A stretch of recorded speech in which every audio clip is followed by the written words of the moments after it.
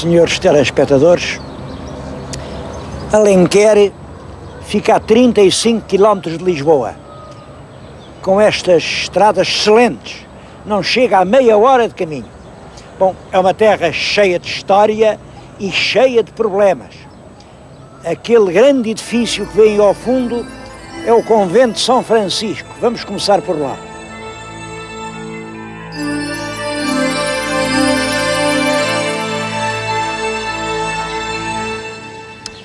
Este lugar tem uma história comovente. A nossa Santa Sancha era filha del rei Dom Sancho e é daquelas princesas que eu penso que foram atingidas pelo terrível mal da lepra. Ora bem, a Santa Sancha, como sabem, é hoje muito venerada, é em Macau, o palácio do governador de Macau, chama-se Palácio de Santa Sancha. Claro que foi para lá levada pelos franciscanos, porque ela tinha aqui um palácio, a Santa Sancha, e deu o palácio para os franciscanos fazerem um convento que, segundo a lenda franciscana, é o primeiro convento que os franciscanos têm em Portugal. A porta que vem na nossa frente já é um pouco posterior, mas está lá uma lápide, foi mandada construir pela rainha Dona Beatriz. A Beatriz é a segunda mulher do nosso rei Dom Afonso III.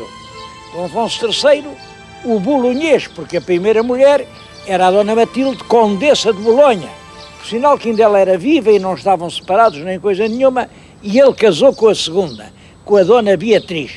Isso acho que foi um grande pecado, naturalmente, um grande pecado. Foi a outra, fez queixo ao Papa. O que valeu foi que morreu entretanto e, naturalmente, por causa desses pecados, é que a Dona Beatriz mandou fazer uma linda igreja. Tudo o que resta dela é esta porta.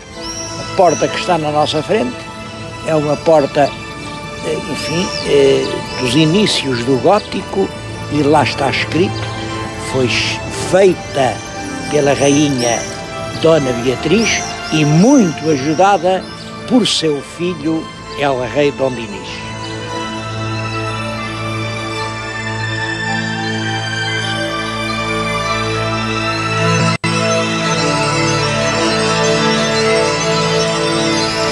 Estes monumentos estão todos envoltos numa atmosfera de milagres.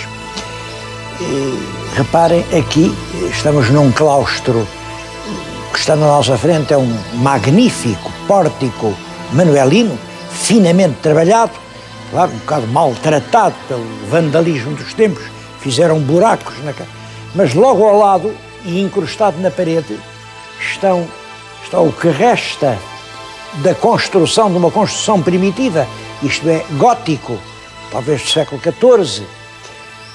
Milagres aqui não faltam.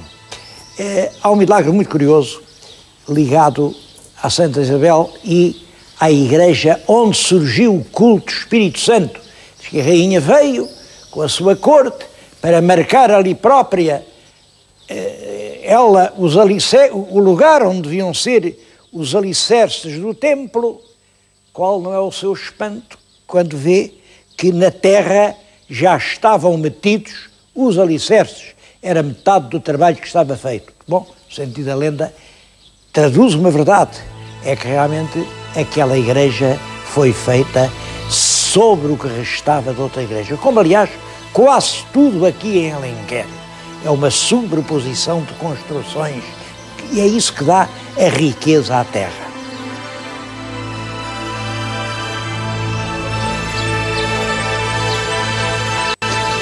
Neste claustro há uma peça preciosa, é aquele relógio de sol. À primeira vista é um relógio de sol como qualquer outro, um quadrante onde a sombra de um ponteiro marca a hora. Bom, o que ele tem a mais é que foi oferecido a este convento por Damião de Góis. Damião de Góis, então, que está em toda a sua glória, oferece aquele relógio aqui para os frades franciscanos poderem saber o tempo que vai correndo. É uma altura em que Damião de Góis ainda acredita que pode ter influência no tempo em que vive.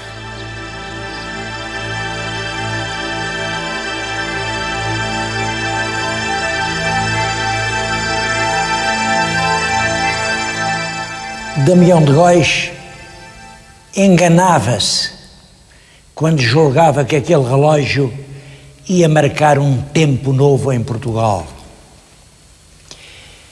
Ele nasceu aqui, eu vou falar-lhes dele e estou particularmente emocionado, porque, para mim, Damião de Góis é o protótipo do herói civil, do homem que trava as grandes batalhas, não pela guerra, não pela vanglória de um triunfo militar, não, as grandes batalhas da paz, da tolerância, da cultura e da civilização. Ele nasceu aqui e toda a vida teve orgulho de ter nascido aqui em Alenquer. Era filho do almoxarife. O almoxarife era um homem de dinheiro, um homem importante, casado também com uma mulher de boas famílias, mas eu acho que só isto de ser almoxarife já quer dizer qualquer coisa, não é? Almoxarife, ele devia ser cristão novo.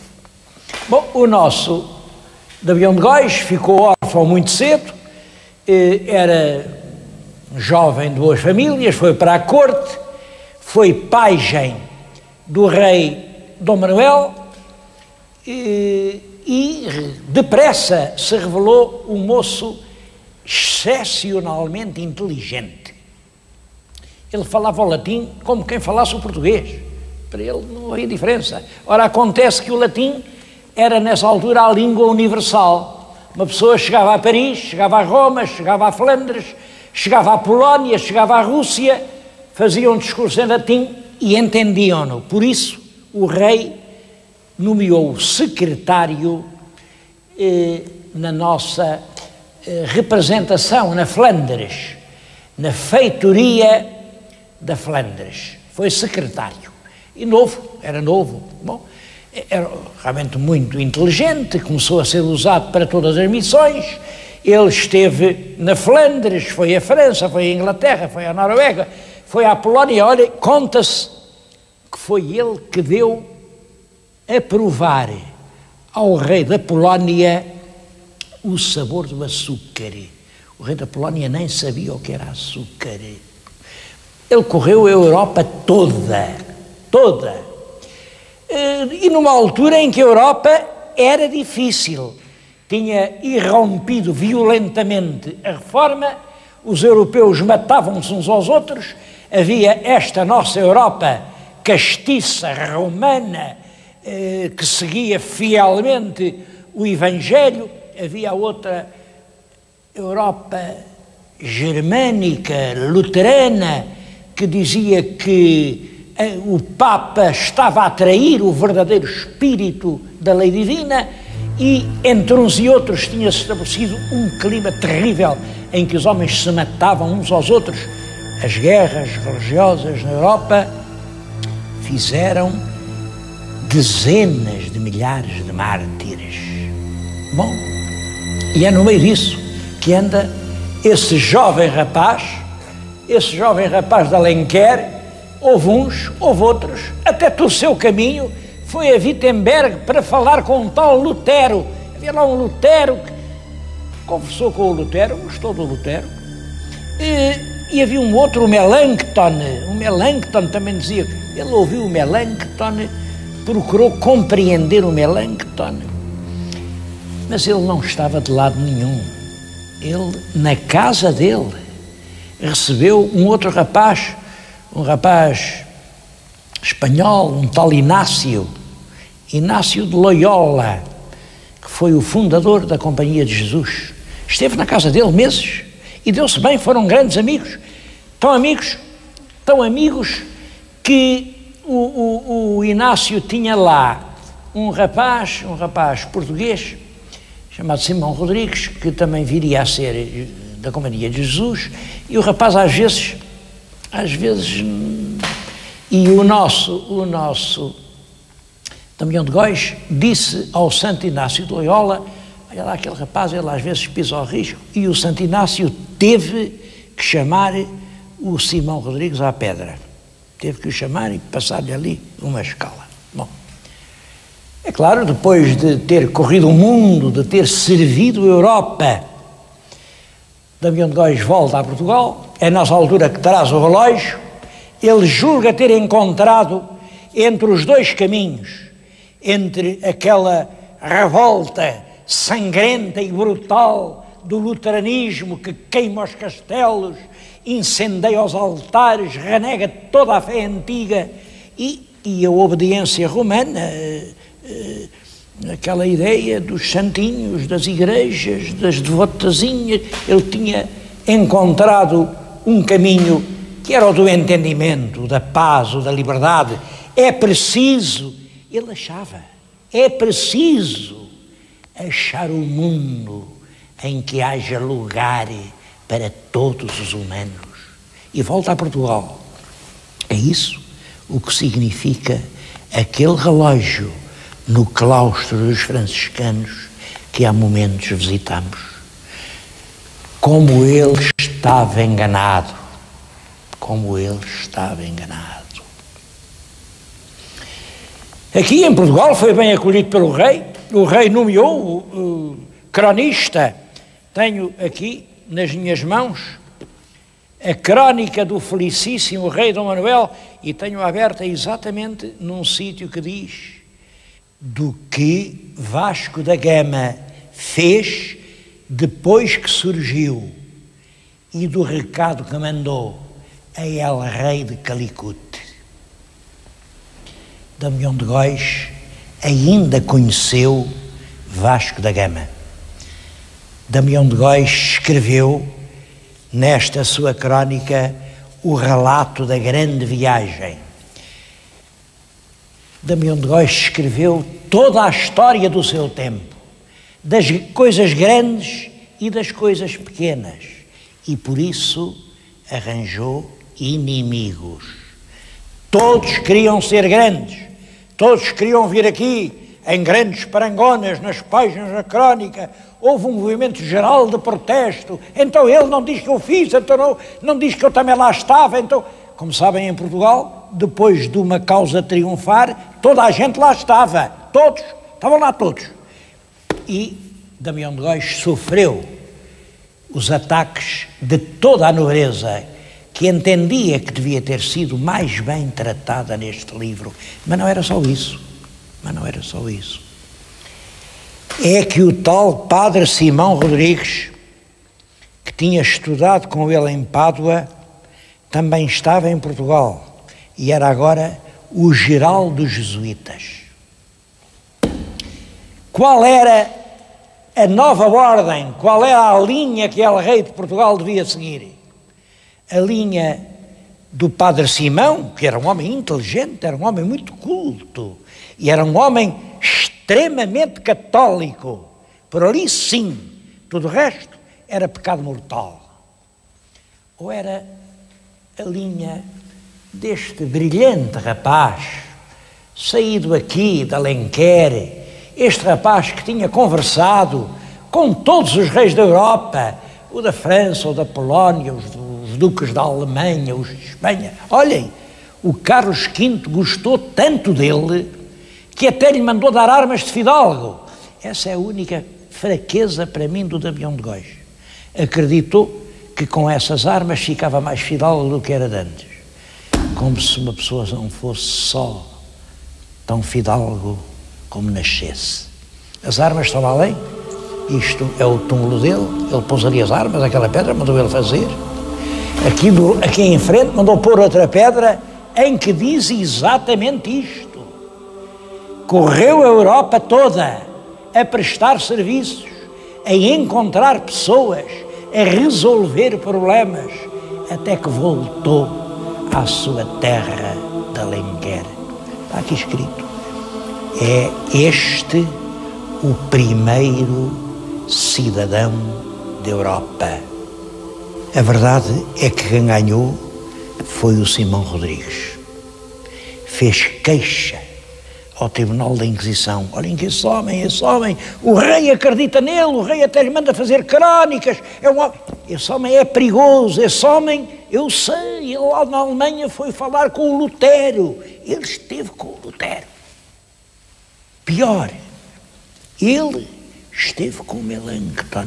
Então, ele é amicíssimo do Erasmo. Vocês não sabem quem é o Erasmo?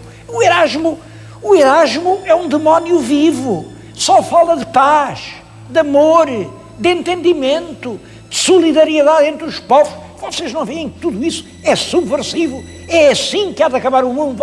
Bom,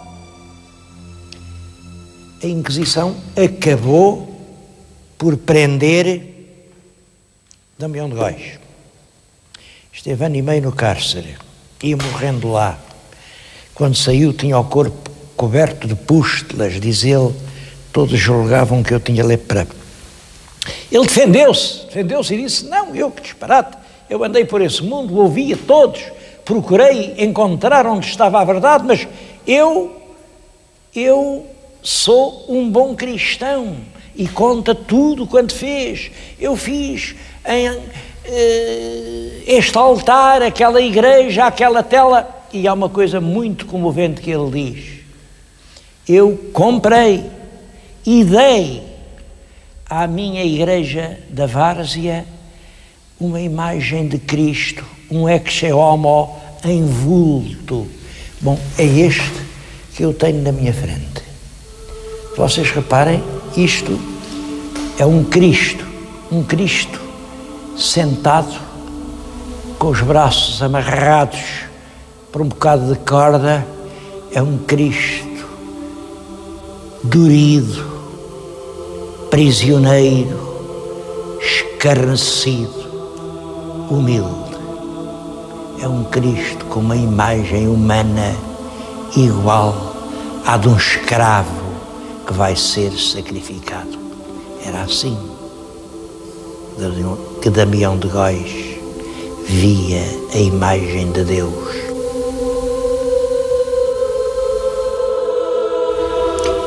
Ainda hoje é um mistério a forma como ele morreu. Na Inquisição havia quem entendesse que um homem daqueles precisava de acabar na fogueira. Bom, mas havia pessoas com outra visão das coisas e entendiam que não, que ele tinha que ser restituído à liberdade. E foi. Talvez por interferência do rei, ele foi morrer a casa. Mas acabou na fogueira. É isso que é estranho. Diz-se que numa noite de inverno estava à lareira, deu-lhe qualquer síncope, caiu com a face no fogo e acabou meio consumido. Realmente, quando nos anos 40, ali naquela capela, lhe exumaram os despojos mortais, viu-se que o maxilar inferior tinha sido todo consumido pelo fogo. Mas tinha mais. Alguém lhe tinha vibrado um golpe fatal no occipital e o tinha fraturado. Portanto, Damião de Góis morreu na fogueira, mas foi assassinado. Bom, o que resta dele, olhem, é isto que estão a ver. Esta igreja é Santa Maria da Várzea. Foi isto que ele, com autorizações que conseguiu do Papa, com o dinheiro que amealhou na vida inteira, conseguiu edificar aqui num sítio bonito, na terra em que nasceu, mandou para além, bem ao meio, o seu sepulcro, a um lado as armas que o imperador lhe concedeu, ao outro a grande lápide que conta a história da sua vida pela Europa em prol da civilização. Era ali que estava tudo. A igreja foi ruindo, caindo. Quando chegou aos anos 40, acharam que o melhor era pegar nessas pedras preciosas, o túmulo, a estátua, e levar lá para cima, para São Pedro, onde há momentos as vimos, e aqui continuou a degradação e a ruína. Bom, eu penso que ainda é tempo do nosso país prestar a esse herói do civismo, da solidariedade, da inteligência, a homenagem que ele merece. Todo este espaço que ele dedicadamente construiu tem de ser recuperado. Temos de ter aqui, seja agora, seja mais tarde, mas temos de ter aqui um fórum em honra de Damião de Góis.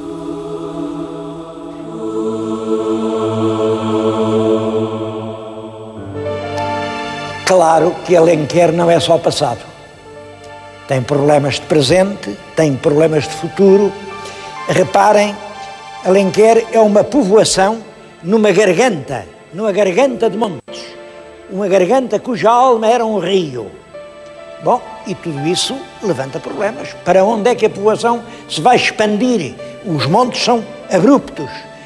É uma terra que não tem um rocio. Apesar disso, Alenquer mantém hoje uma surpreendente vitalidade. Ainda não há um ano abriu uma biblioteca para a gente nova. Era o antigo matadouro. Bom, o matadouro deixou de ser preciso e hoje é realmente uma bela biblioteca. As requisições para casa atingem 2.000 livros por mês, o que já não é mau. Bom, mas além da biblioteca, eu vim falar-lhes numa fundação puramente privada, uma fundação artística. É uma formação destinada a quê? Olhem, a mostrar coisas belas aos jovens de Alenquer. Para entrar aqui, o preço da entrada é 0 escudos. Aqui ninguém paga nada. Isto, para se constituir, recebeu do Ministério da Cultura 0 escudos. Absolutamente nada.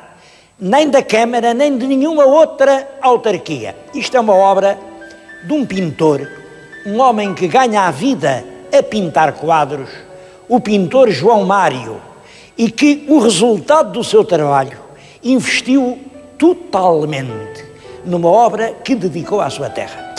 Eu tenho gosto em prestar esta homenagem ao João Mário. Ele, as paredes destas salas, em parte há quadros dele, eu vou-lhes chamar a atenção para 2. Reparem-me neste soberbo tríptico da Lisboa, a Lisboa nossa contemporânea, a Lisboa vista do Mirador de São Gens. Ou reparem naquele outro, aquilo é Alenquer, é Alenquer de agora. Bom, mas não é só a pintura de João Mário que aqui se pode ver, são os grandes mestres do meu tempo. Aquilo é do Silva Porto, aquele Porto é do Varela Aldemira, que bonito que é. E o Veloso Salgado, o mestre Veloso Salgado, parece que pintava com luz.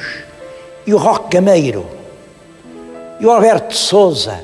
Bom, tudo isso está aqui exposto, apenas serve só para ilustrar o público de Alenquer. Bem, problemas. Eu penso que um problema é realmente o do rio.